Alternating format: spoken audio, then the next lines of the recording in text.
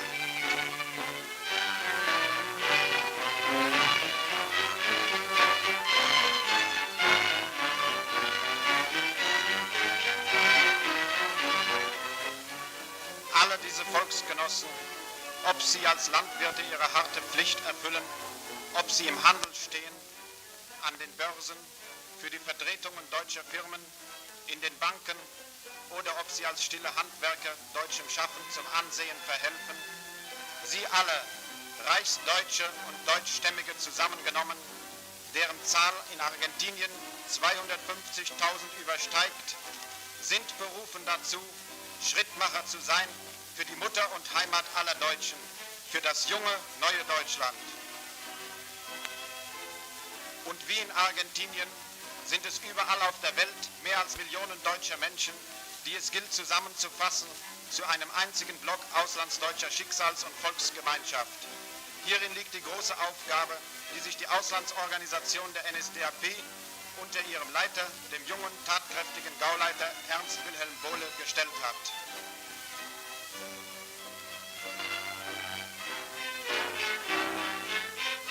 So wie in Argentinien, wo sich die Landesgruppe aus kleinsten Anfängen heraus bereits Jahre vor der Machtergreifung entwickelte, ist heute im Ausland auf allen Gebieten der Politik, Kultur und Wirtschaft lebendiges Zentrum die Landesgruppe der Auslandsorganisation der Partei.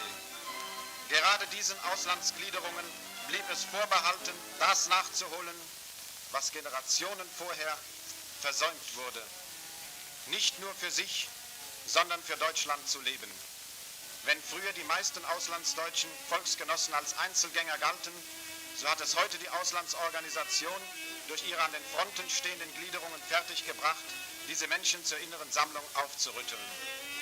Sozialfürsorge mit großzügigen Einrichtungen geben Kunde von dem praktischen Wert unserer auslandsdeutschen Volksgenossen diesem sozialen Hilfswerk zuführen.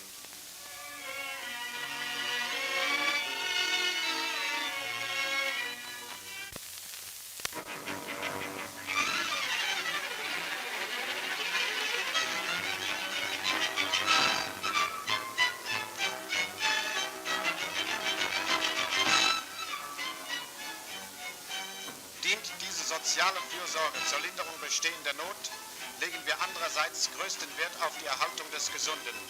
Aufbau an Körper und Geist ist das Motto unserer Sportabteilungen.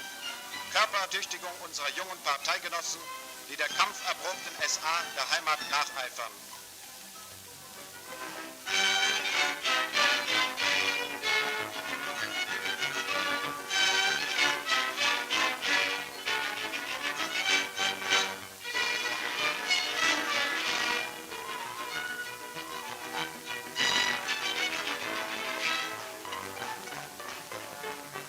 Uns marschiert die deutsche Jugend.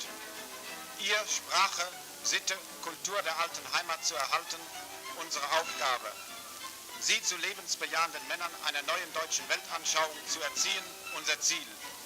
Aber auch den jungen Argentiniendeutschen, der hier geborenen deutschen Jugend, wollen wir Helfer sein zu tüchtigen Menschen zur Ehre unseres Gastlandes. Diese Jugend soll heranreifen zu einem Faktor der Disziplin und Ordnung, der Pflichterfüllung und Treue gegen die Wahlheimat der Väter, aber auch gleichzeitig zum Zeugen deutscher Art für kommende Geschlechter.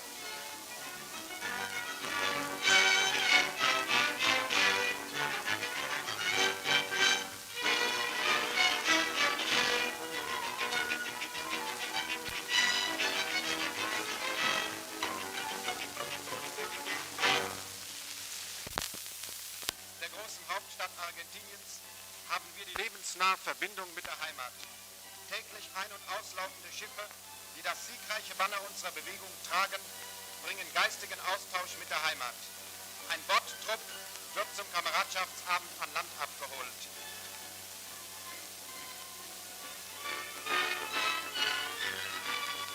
Die Deutsche La Plata-Zeitung, die größte deutsche Zeitung Südamerikas, ist uns die unermüdliche Helferin bei unseren fast täglichen Veranstaltungen in dem großen Gebiet der südamerikanischen Handelsmetropole.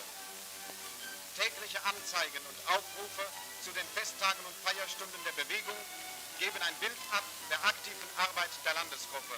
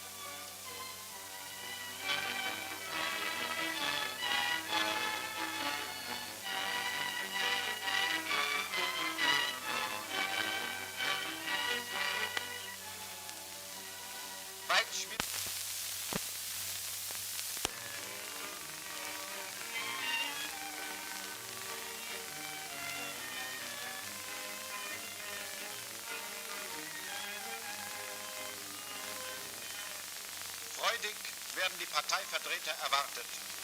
Eine kleine Kolonistenkapelle spielt zum Empfang auf. Heute ist Festtag.